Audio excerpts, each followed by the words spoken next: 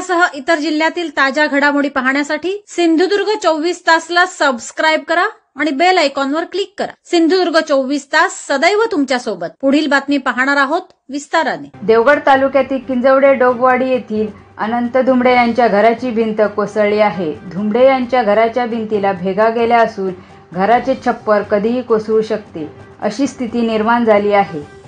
मातीच्या भिंती आणि नळे कौलारूंचे छप्पर असलेले धुमडे यांचे घर जीर्ण झाले आहे।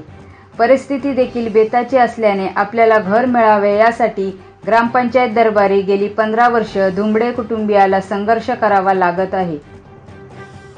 ग्रामपंचायत दरबारी पत्रव्यवहार करून देखील केवळ आश्वासन मिळत असून धुमडे कुटुंबियांनी नाराजी व्यक्त केली आहे।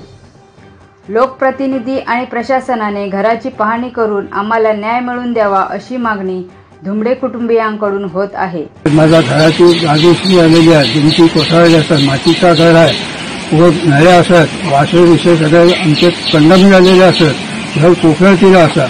तेव्हा याची दखल आम्ही पंचायतीत कागदपत्र व भरोसा देतो, पण त्यांनी दखल घेतलेली नाही। आम्ही ग्रामपंचायतीमध्ये कागदपत्र वगैरे सर्व दिले, 15 वर्षात त्यांच्याकडे आम्ही झगडलो, पण त्यांनी काय दखल घेतलेली नाही।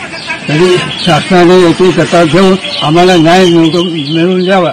निसर्गरम्य समुद्रकिनारे, वळणावळणाचे रस्ते आणि टुमदार मंदिरे पाहण्यासाठी पर्यटकांची पसंती नेहमी कोकणाला असते। निसर्गाच्या समृद्धीबरोबरच फिरताना कोकणात मनमुराद निसर्गाचा आनंद लुटण्यासाठी आलाय तर मग कशाला करता राहण्याची चिंता। देवगड येथील Swami residency AC non AC rooms तुमच्या बजेटमध्ये उपलब्ध। संपर्क 917511 0202 942114 5424 8600 730700। मग कसला विचार करताय, येताय ना देवगड येथील स्वामी रेसिडेन्सीला भेट द्यायला। सिंधुदुर्ग जिल्ह्यासह इतर जिल्ह्यातील ताज्या घडामोडी पाहण्यासाठी सिंधुदुर्ग 24 तासला सबस्क्राईब करा आणि बेल आयकॉनवर क्लिक करा। सिंधुदुर्ग 24 तास सदैव तुमच्या सोबत।